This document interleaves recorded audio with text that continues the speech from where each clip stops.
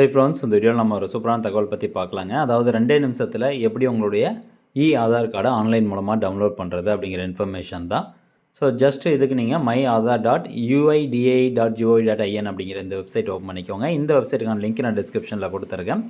Open ஆனதுக்கப்புறம் அப்படியே அந்த ஹோம் பேஜை கீழே ஸ்க்ரோல் டவுன் பண்ணிருந்தீங்கன்னா அங்கே பாருங்கள் டவுன்லோட் ஆதார் அப்படிங்கிற ஒரு ஆப்ஷன் இருக்கும். ஜஸ்ட் அந்த ஆப்ஷனை கிளிக் பண்ணிட்டு இந்த ஆதார் நம்பர் அப்படிங்கிறதுல போயிட்டு உங்களுடைய Aadhaar card number 12 digit Aadhaar card number அப்புறம் கேப்சா என்டர் பண்ணி சென்ட் ஓடிபி வந்து கொடுக்கணும்.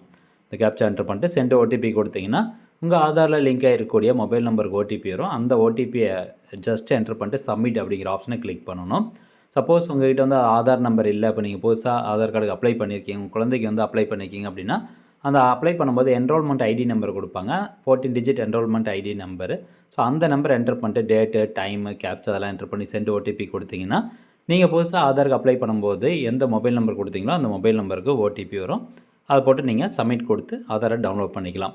இப்போ ஆதார் நம்பர் இருக்கிறவங்க இந்த டீட்டெயில்ஸ் கொடுத்துட்டு ஓடிபி என்டர் பண்ணி சப்மிட் கொடுத்தோன்னே நெக்ஸ்ட் பார்த்தீங்கன்னா உங்களுக்கு இந்த மாதிரி ஒரு மெசேஜ் வந்துடும். Your Aadhaar has been successfully downloaded அப்படிங்கிற ஒரு மெசேஜ் வரும்.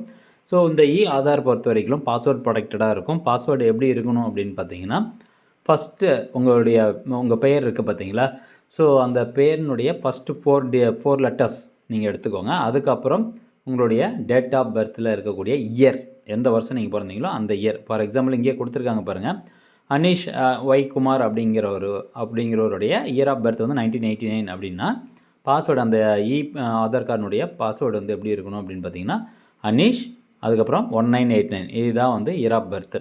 ஸோ இந்த பாஸ்வேர்டு நீங்கள் என்டர் பண்ணிங்கன்னா ஆட்டோமேட்டிக்காக உங்களுக்கான ஆதாரம் உங்களுக்கு இந்த மாதிரி ஓப்பன் ஆகிரும். ஸோ இவ்வளோ தான், ரொம்ப சிம்பிள் ப்ராசஸ். ஆதார் கார்டு ஈஸியாக வந்து ஆன்லைன் மூலமாக டவுன்லோட் பண்ணிக்கலாம். இந்த தகவல் உங்களுக்கு பயனுள்ளதாக இருந்தது அப்படின்னா நிறைய பேருக்கு ஷேர் பண்ணுங்கள். மீண்டும் அடுத்த ஒரு நல்ல பதிவில் சந்திக்கலாம். நன்றி, வணக்கம்.